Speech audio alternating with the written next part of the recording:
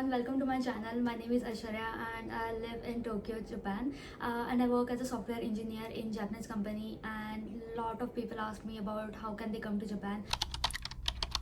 I know it can feel a little confusing, but I'm gonna break down all the things that I know and insights on job market right now. So first of all, to live in Japan, you need to have a valid visa. There are two types of visa, one student visa and another is working class visa. So for student visa, you can actually get admission in any Japanese institute. You don't need to have any Japanese language skills, but I think they have the requirement of like some qualification and some background, so you just need to do that. And even if you don't know Japanese, you can get into Japanese school.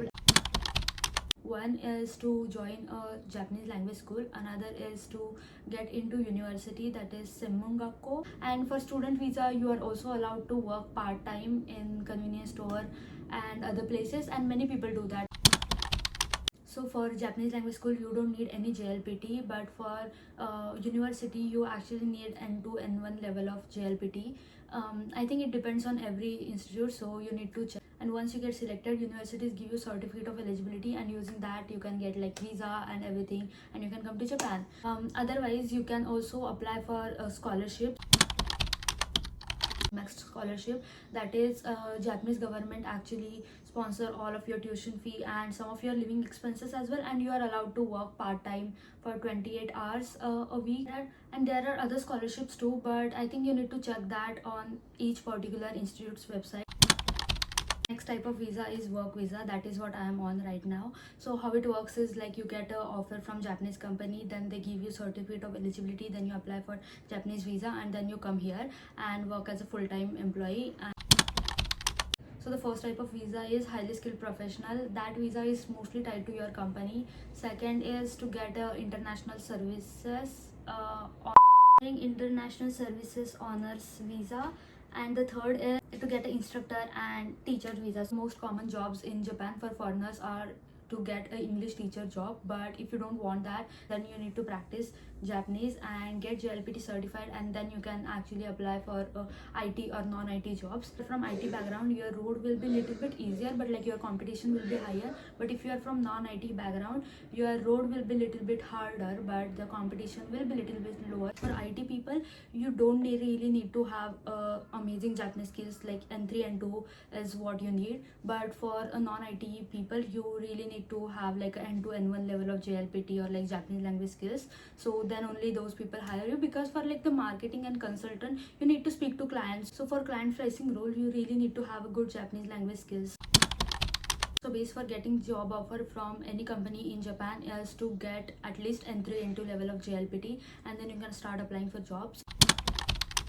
Also, not to mention, there are some global companies which doesn't require any Japanese language skills, but you need to consider that if you want to switch companies later on in future, you will need to learn Japanese language a little bit, because most of the big four and like most of the companies hire people only if they have Japanese and English skills, because like in internal meetings there are still Japanese people who doesn't understand English. So the new candidate needs to have at least a little bit of Japanese language skills. So that is one thing. And also how you will not feel a part of community here, and like your life will be little bit harder if you don't speak Japanese language.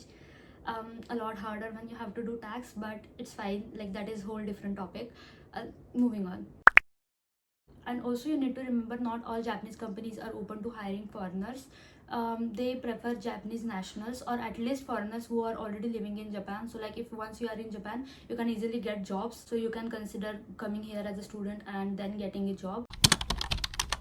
So how do you actually get that job offer? So Japanese job market is really heavy on like agencies and recruiters. So like recruiters will ask other companies like if they are hiring, and if you are looking for job, then they will connect you guys. So that is how it works. Connect with recruiters, agencies, or like whoever is hiring. I'll put a list here, and they help you with creating Japanese resume and also prepare you for Japanese interview, and they take care of the communication with the company's HR and everything for you. So you can reach out to them and try to get a job offer in that way. Otherwise, I'm putting the list of famous agencies in Japan, so you can reach out to them. Those people will only get your job interview. After that, you need to work really hard and actually pass in that job interview.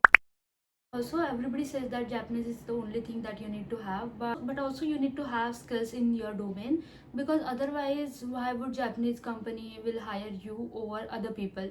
Like, you need to think from that perspective, because there are other Japanese people who speak native level of Japanese language, and foreigners who live in Japan who also speak Japanese language and have technical skills and have lived in Japan. So like, you really need to offer something good for the company to hire you. So that is one thing you need to remember while doing all of this. What do you need to do now? So you need to gain skills in your domain. Second, start learning language, and also connect with people to know more about the work culture, because most of the people work here for 1-2 years and then go back to your country, which is okay. Like, if you want to do that, do that, but like, also, like, I don't want you to be disappointed. Also, don't get discouraged if it takes time, because many people try dozens of time before getting any job offer, so it's okay. I really hope this helps at least one person out there, and if it did, please subscribe to my channel, and thank you so much for watching. Bye.